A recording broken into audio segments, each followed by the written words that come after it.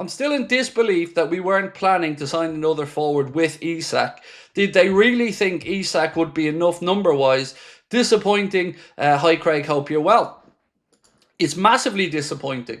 Now, look, we do have to caveat everything we speak about by saying there's still time in the window, but it doesn't feel to me like the plans here are to bring in two forwards. And I've read something tonight that surely can't be true. This from Caught Offside have said that AC Milan, Atalanta, Inter, Napoli, Roma and Fulham are all interested in Chiesa. But the part I'm uncertain about, and the part that I refuse to believe is actually true, is they say that Liverpool have also offered Federico Chiesa to Newcastle as part of a deal for Isak. I can't believe that's true. That would be the height of stupidity unless they're bringing in Rodrigo. Because if you bring a forward in, move a forward out, yes, it's an upgrade, but it's certainly not adding to our depth, is it? If we got rid of Chiesa and brought in Isak, then we'd have Isak, Salah, Gakpo, Ekitike, and a young Rio Ngamoa. Still nowhere near enough. So I hope there's no truth to that one. And I also hope at this point there's absolutely no truth to the idea that Liverpool would even consider letting Chiesa go. Unless, like I've mentioned, the Rodrigo stuff is true. But on that, Ian Doyle, reading some of his work earlier on, he seems to think that the situation there for Rodrigo is being agent-driven. So he said, talk of Rodrigo of Real Madrid appears agent-driven and his reported financial package wouldn't make much sense for the Reds. And that's kind of what I've said. Stopped me from really believing that Liverpool were going to move for Rodrigo. It probably would be a very hefty package. There are some talks tonight that maybe Saudi could be an option for Rodrigo if he doesn't get a move away. I don't know if you'd consider that or not. Joe O'Neill said, City in for Gay. At this point, if we lost out on Gay, and I'm not saying we will, but if we did, it's our own fault. It just is. You know, we're at the point of the window now where I feel like we're perfectly within our rights to start to get a bit nervous. There is still a week to go, but we still have a lot of work to do. And the Canade situation, very quiet. No word on that. The last couple of days, all of the news around Liverpool Football Club with regards to transfers has been really, really quiet. So trying to figure out what's going on is difficult. And I think a load of people, maybe myself included, are putting a lot of faith in 2-3 deals getting done in this next week. But let me just say this out in front, nice and early before anything happens. If we don't get at least one forward and Gay sorted out this week, we have messed up the remainder of this transfer window. We've given ourselves work to do. We've put ourselves in this position with selling so many players. And on that, let's have a look actually at the net spendometer because we did refresh that today. So this is how Liverpool currently look. We have brought in £321 million worth of players. As you can see, Georgia Mamadashvili, Jeremy Frimpong, Armin Petchy.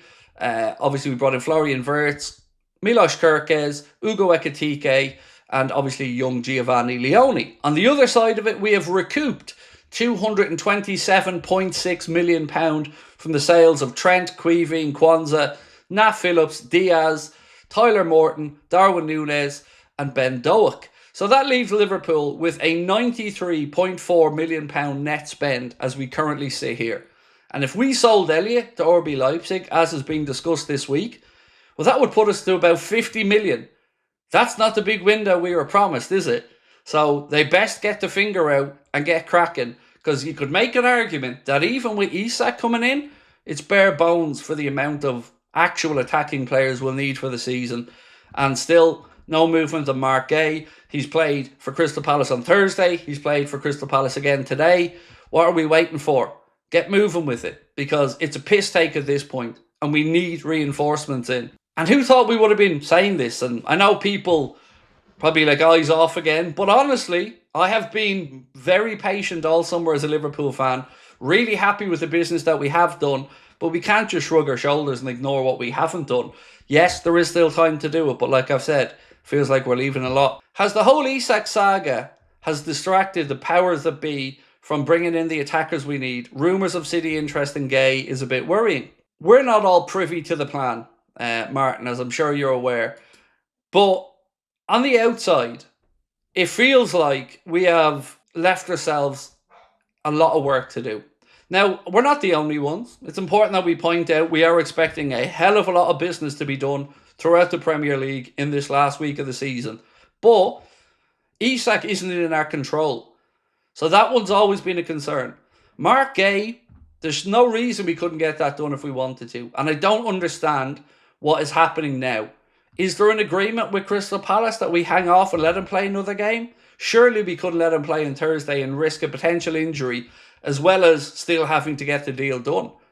So I'm starting to get antsy, is that the word? Tetchy, because I've wanted to and tried to and have trusted the process all summer because we started so well. We understood there was going to be a time where, yes, Liverpool have to bring in some money as well. But 4 attackers, one of them not really match fit yet, and that's where we're at.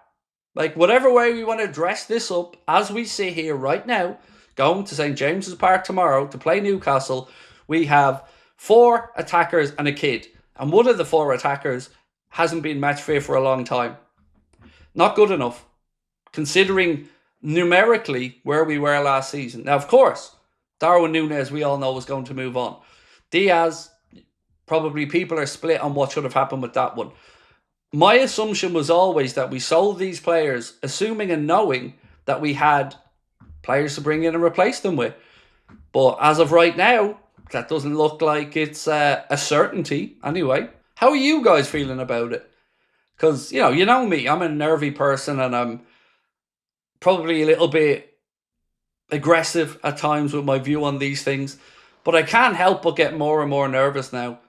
Because it still feels like if we have our eggs in the Isak basket, what has to change between now and whenever they sell him?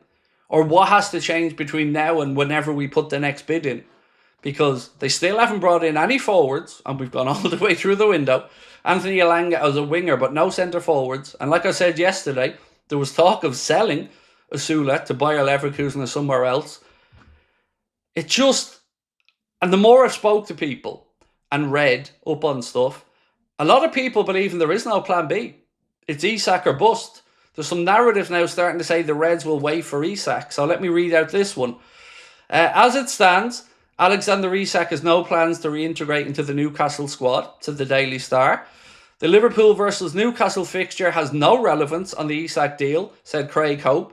If Newcastle had signed Ekitike or Sesko, I believe Isak would be a Liverpool player. So that narrative coming out of Newcastle is hilarious. They had the chance to move for Ekitike, and we would have moved for Isak, but they thought they were being clever, and they've shit the bed there. On the Isak situation, he has previously had a similar situation. And let me read you through it. Because we're trying to figure out if Isak is bluffing or if he's going to hold his nerve and really refuse to play for Newcastle again.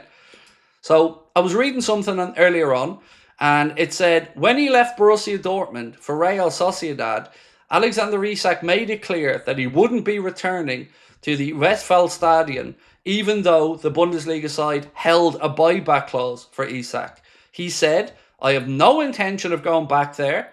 All I can say is that Dortmund is in my past, not in my future. I feel very comfortable where I am and have no intention of going back there.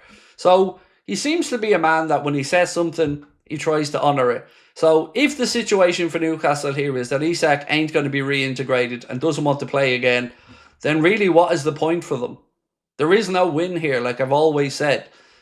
I have a sneaking feeling we get it done. It's not based off any inside information. It's just my gut feeling. And I do think we end up with Isak. Not certain on it. How can I be when Newcastle still haven't brought in a forward? But that's kind of where I'm at with it at the minute.